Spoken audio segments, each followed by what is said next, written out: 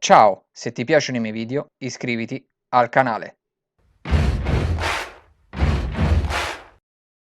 Have you ever received a gift from Freddie you are keeping even today? Yes, many. Yeah. The great sort of interesting thing is, what do you buy Freddie Mercury for a present? You know, Yeah. what do you buy Freddie Mercury? He's got a manuscript. But um, I, we both had a love of porcelain and glassware, and so the first thing, one of the first thing, well, I'll tell you the first thing Freddie bought me as a present, and it was Yeah. quite a funny one, really. He bought me an ice cream maker. Oh. Oh, And cool. it was a very expensive one. And it came, he said, oh, we'd had some ice cream at his house. And I said, wow, this is amazing.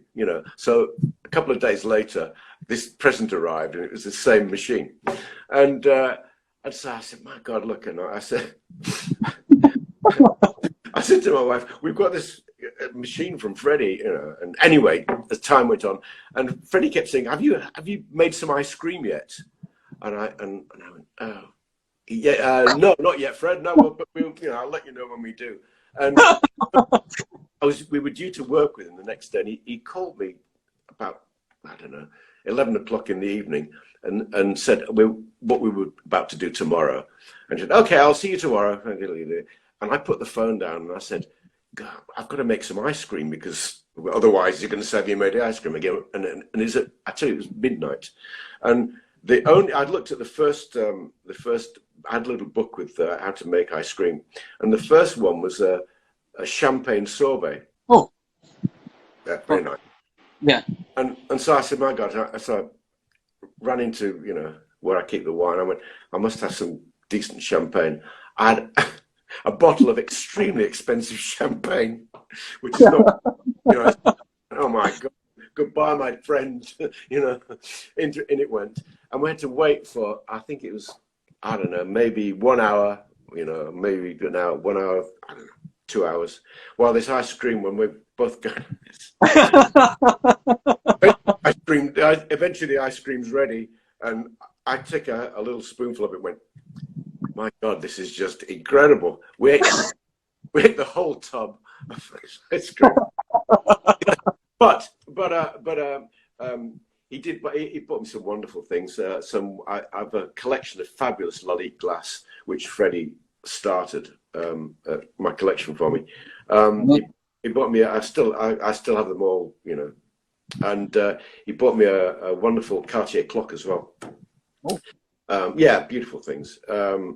But also, I mean, in return, he liked glassware as well, so I would buy him, maybe not Lalique, but Gallet or something like that, Yeah.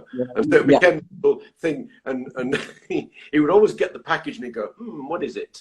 I think it might be mice, it might be whatever, So he loved it, really. He's a very generous man. Okay, next question. I know you had an horrible accident during the period you were working with Freddie, but you didn't want him to know it.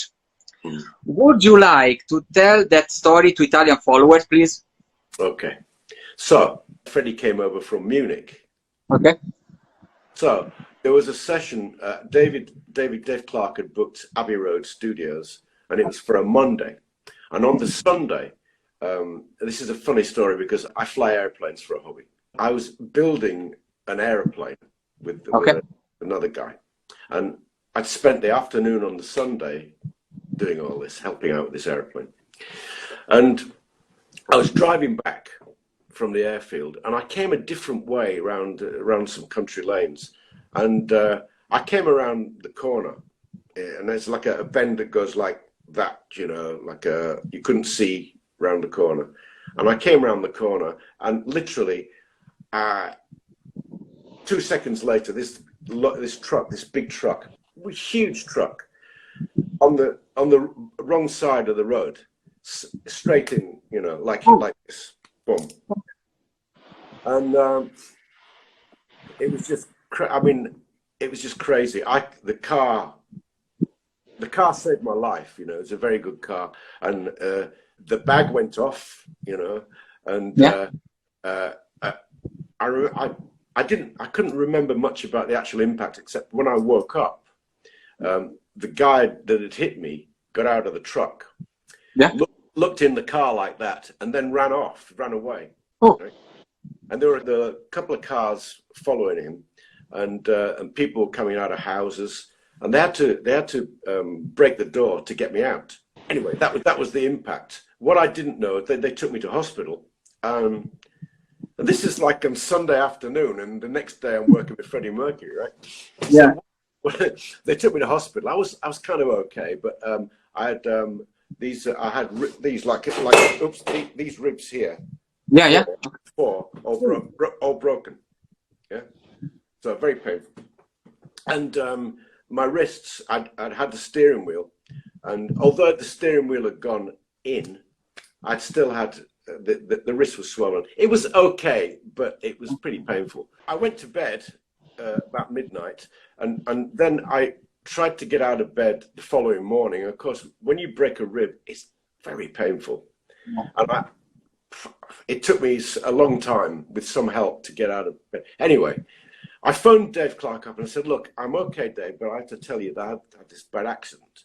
But I don't want you to say anything to Freddie, because I've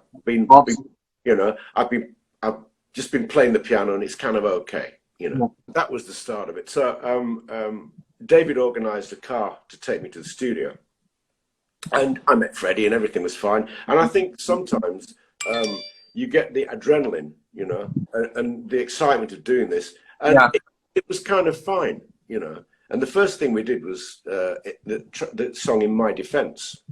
And if anybody knows that track, you probably remember there's a whole lot of piano in it, and it's kind of, there's got a lot of fancy runs and that kind of stuff.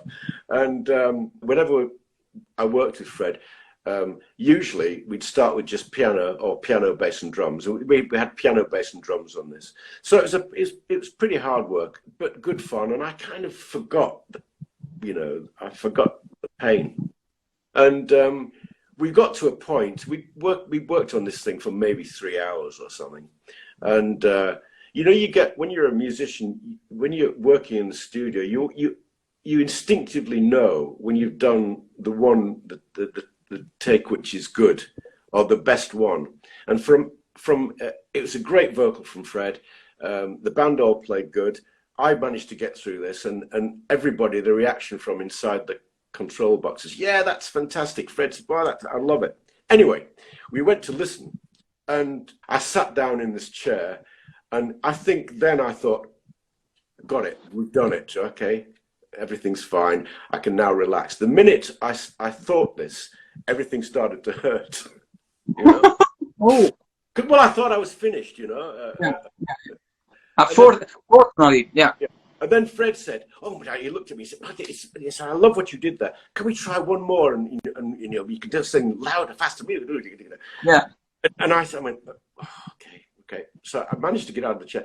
But at this point, Dave Clark said, he said, "Freddie, look, I have to tell you that yesterday Mike had a very bad car accident, and he's got broken ribs." And Freddie went, "My God, really, darling? Have you? Oh my God, how?" I said, "I'm fine, Fred." Yeah. He said, "Okay." He said, "Well, Phoebe, give her, open that bottle of Cristal and give her a large shot of vodka and some champagne and some of those pills there. Yes, you'll be all right. Do all that and we'll go out and do another one." Okay.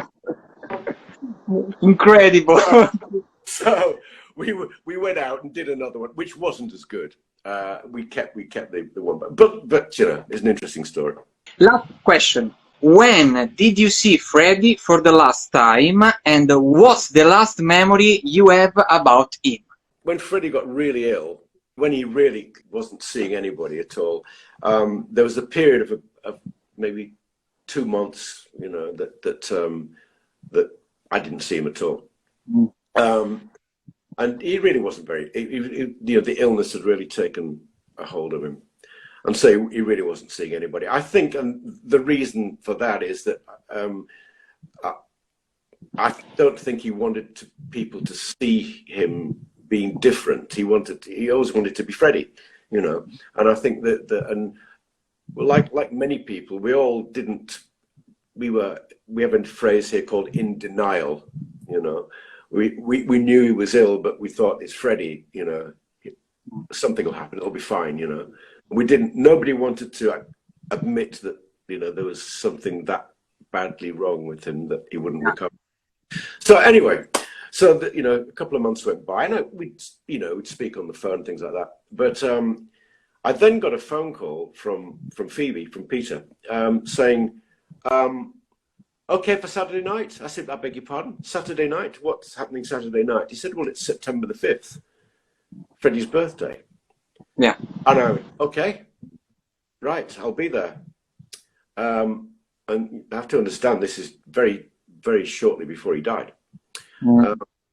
And we turned up to Garden Lodge, which looked just as beautiful as ever, and had dinner and had a wonderful evening. Freddie was fabulous. Very weak, but it's difficult to explain this. It was a very joyful experience. Mm-hmm. But I remember Freddie saying at, you know, one point, look, he said, I have to go and rest now because I'm very tired. And off he went. And I remember getting into a taxi with Dave Clark at the end, and saying, I wonder if that's the last time that we'll see Fred.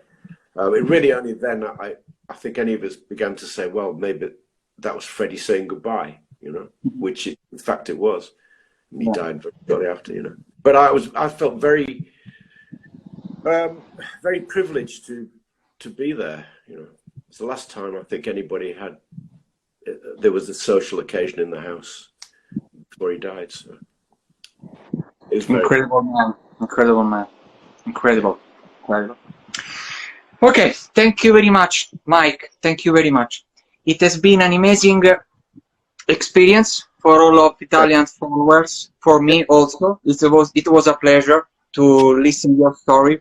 Yeah. Your work, your story with Freddie Mercury. It's a very big pleasure. Thank you very much.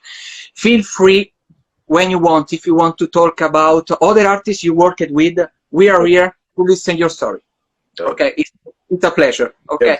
Very kind, and God bless all you fans in Italy. Sono molto contento di essere con voi. Oh, yeah, right. Thank you, Mike, for your time, passions, kindness. It's a great pleasure. Thank you. Bye bye. Have a good day. Bye bye. Thank you, Mike.